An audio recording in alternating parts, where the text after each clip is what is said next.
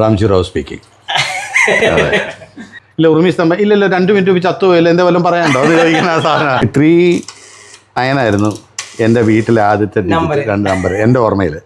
പിന്നെ 395 ആയി.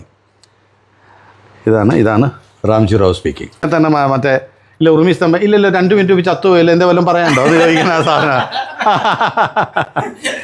വൈൻഡ് ചെയ്യുന്ന ഒരു സാധനം ഉണ്ടായിരുന്നു സന്തോഷം. വൈൻഡ് ചെയ്യുന്നത് ഈ വൈൻഡ് ചെയ്യുന്നതെന്ന് പറഞ്ഞു കഴിഞ്ഞാൽ നമ്മൾ ഒന്ന് അകത്തോട്ടൊന്ന് പ്രസ് ചെയ്തിട്ട് 1, 2 എന്ന് കറക്കുമ്പോൾ എക്സ്ചേഞ്ച് കിട്ടും.